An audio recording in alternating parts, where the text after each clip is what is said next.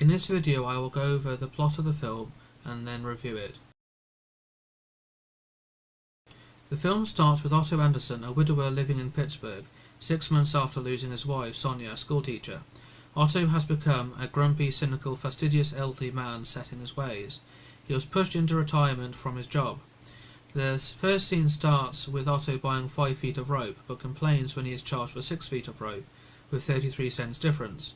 The scene picks up with Otto going home, and it becomes apparent why he has bought the rope, and the film shows him cancelling his telephone and utilities as he plans to kill himself to join his late wife. Otto is having real difficulty coming to terms with Sonia's death, and as a result he lashes out at anyone who comes near him.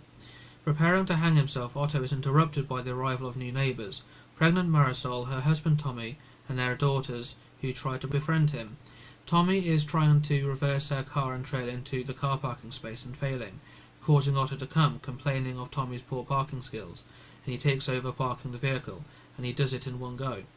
When he attempts suicide, the noose collapses from the ceiling. The scene then moves on, showing him visiting Sonia's grave, and he has flashbacks to their past, starting with his rejection from the army due to his enlarged heart, purchasing a train ticket, meeting Sonia on a train when she dropped her book, and then he caught up to her on a train to return her book to her.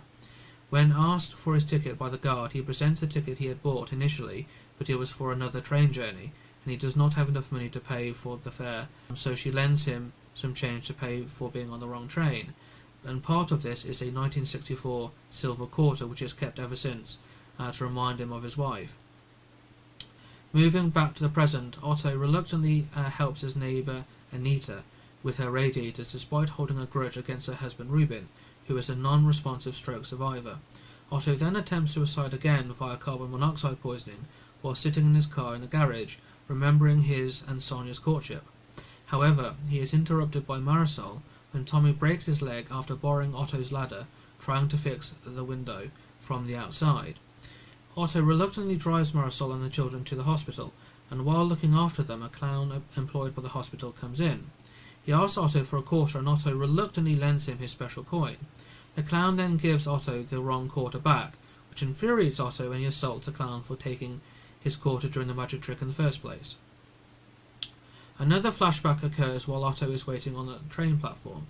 He remembers his graduation from engineering school, when he asks Sonia to marry him. This memory is interrupted when he sees a man fall onto the railway track as a train is coming into the station. Without hesitation, Otto jumps down onto the tracks and helps the man and passes him up to the bystanders. Most of the other people just look on gleefully, recording the scene on their mobile phones and not helping. At this point, Otto considers another suicide attempt by letting himself be run down by the oncoming train, but lets himself be pulled to safety at the last second. Unbeknownst to Otto, his bravery has gone viral, and the next he knows, social media journalist Terry Kenzie gets in touch, calling him a hero. He shuns her and he goes about his business. The real estate agency that looks after the freehold of the estate, Diane Mercier, appear yet again and are trying to take over control, and it is at this point that the agent advises Otto that he knows more about Otto's health than Otto has realised. How the agent got this information is important because it returns later in the story. Back on the housing estate, other events occur which lead to character development for Otto. For example, a stray cat appears and goes to Otto's garage, whereby Otto tries to scare the cat away, but the cat stands its ground and keeps coming back. The cat is as stubborn, if no more so, than Otto. On one very cold day, his neighbour Jimmy spots the cat curled up and frozen and rescues the cat. Jimmy is very kind-hearted but often does not think things through, and he suddenly remembers he has an allergy to cats. Otto reluctantly adopts the cat, putting it first in the garage and then in his home. There are various scenes with Otto berating people while at the same time helping them. In the next scene, he confronts a teenager named Malcolm for delivering unwanted advertising circulars, and the boy recognises Otto as his former teacher's husband, recounting that Sonia supported him as a transgender student. Moving on to another scene, Otto is annoyed by Marisol's inability to drive, after witnessing Marisol returning from a lesson, and she didn't put the car into park when getting out of it. Otto then takes it upon himself to give her lessons. During a lesson in which Otto's car is a manual, not an automatic, and Marisol is used to an automatic, and she is having problems in changing gear, at a green light. An angry driver in a car behind gives a bit of gob to Marisol, who is having difficulty, and Otto defends her by giving the other driver a verbal going over. After the lesson, Otto takes Marisol to have a coffee and cake at Sonia's favourite bakery. Otto explains that Anita and Sonia were best friends, but he and Ruben grew apart over trivialities, such as loyalties to different car manufacturers, culminating in Ruben's coup, replacing Otto as chair of the neighbourhood association. The friendship with Marisol and her family continues after he is persuaded to babysit Abby and Luna, Marisol and Tommy's children, so that Marisol and Tommy can spend their anniversary night out together, as Marisol is expecting another child and knows that opportunities for these nights out will be limited. They have a good time and return home to find the children very happy with their new babysitter Otto. Despite all of this, he prepares to commit suicide again, but this time by shotgun.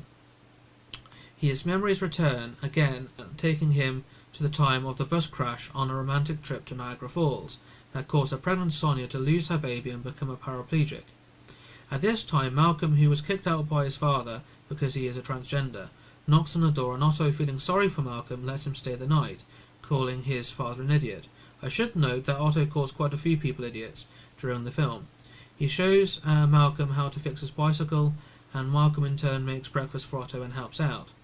Returning to the real estate agency's antics, Otto learns that Di and America are conspiring with Ruben and Anita's estranged son, leveraging Anita's secret Parkinson's diagnosis as an excuse along with Ruben's condition in order to buy out their house and put Ruben in their nursing home.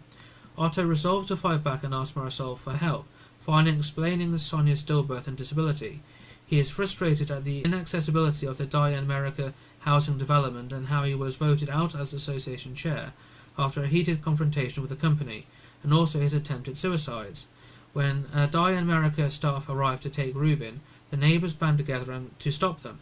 At this stage, we see Sherry Kenzie appear, and she exposes Di and America's illegal access to Anita and Otto's medical records.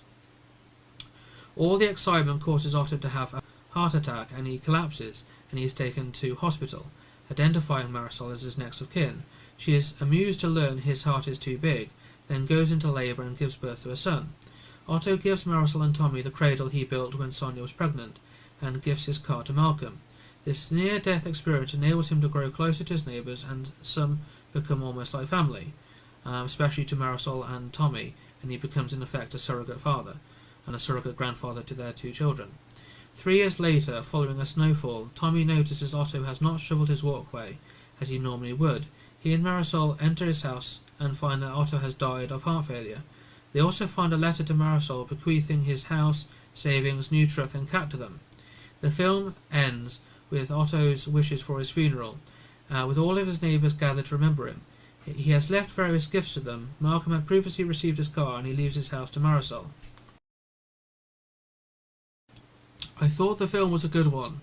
It was well acted, well written, and is a good watch. You can actually see someone like Otto and sympathise with him throughout the film, and see things from his point of view. You also go on a journey with him as the character develops and softens throughout the film.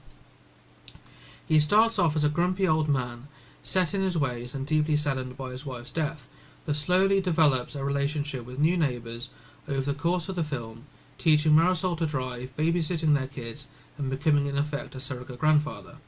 He reconciles with an old friend of his, stopping the eviction of him and his wife, when their estranged son, in conjunction with a property company, is wanting to take their house and trying to move them into a nursing home. The rehoming of a stray cat and helping Malcolm are other examples of character development. By the end of the film, it is sad when Otto does perish, naturally. The film is a remake of a Swedish film, A Man Called Ove, based on a novel of the same name. It follows the same basic plot but set in America rather than Sweden. The names and background of the new neighbours have been changed to Hispanic/Latino rather than Persian, as in the first film and the book, and making the American version of the film more relevant to America, generally. Another example is that the characters have been changed from Swedish to American. There is also a change in relationship between Otto and the paperboy, who initially don't get on, but as the film progresses it is revealed that Otto's late wife was a teacher who helped Malcolm through his transition, and connecting over that. Then Otto helps Malcolm repair his bike, giving him a place to stay after Malcolm's father kicked him out due to his transition. Otto does call the father an idiot, but as mentioned before, he calls many people idiots, so that shouldn't get the hackles up. On the above points, with the whole woke anti-woke argument in the culture war, I didn't find how they dealt with a transgender character or changing the background of the new neighbours on the nose at all. I thought it was, perfectly fine. I will give some comparables to show when things weren't done so well. For example, with race swapping, and compare that to Doctor Who, race swapping Sir Isaac Newton to an Indian when we know he wasn't, or to Netflix race swapping Cleopatra to an African when we know she was of Macedonian descent. These are more on the nose examples than what happens in this film. And in terms of Malcolm, who is a composite of a trans and non-trans character in the original Swedish film and book, again, I did not find this on the nose at all. Again, comparing it to Doctor Who, the 60th anniversary episode 1, where it gives a lecture on pronouns, you've got male presenting Time Lords, non-binary transgender character, to gay doctor in the second episode, to bi-generation in the third episode, to the Doctor having a thumb or two fingers up his back end, or snowballing as it was called in the Christmas special. Neither is this film as on the nose as making Ethelstan gay in the Last Kingdom film. The author of the books who co-wrote the film decided to make Ethelstan gay because he didn't marry and he had gold in his hair in the surviving portrait. Alternatives to this theory by historians is that Ethelstan is being a devout Christian, living a life of chastity. Another suggestion is to avoid a civil war because Wessex didn't support Ethelstan becoming king initially, but Mercia did, and it would in effect break up the kingdom of the Anglo-Saxons, started by his grandfather Alfred and continued by his father and Edward and aunt Ethelfled, and Ethelstan therefore agreed to be a caretaker king. I'll discuss this later point in another video. I'm using the above examples as more on-the-nose situations in other shows, used either to alter history or to slap the audience in the face, or whatever the agenda is. A Man Called Otto does not do this, in my opinion. It's perfectly fine. The transgender character of Malcolm was done in a normal, everyday manner and was fine. Malcolm is an ordinary teenager with 2 jobs, saving up to try and get a car, and although Otto does give Malcolm his old car, that's fairly common amongst, teenagers learning to drive. And the point I'm trying to make here is that the inclusion of a trans character is not woke in and of itself if it is done naturally and organically, and I feel that this film does it. Going back to the review of the film, the community as a whole does develop and grow closer together throughout the film, and you do empathise with not just Otto but with the other characters as well. Overall, I thought the film was a good one. It's well worth a watch. It's full of personality and is amusing while at the same time showing the anguish a death can cause. Well, I hope you liked the video and hope to see you in the next one. Thank you for watching.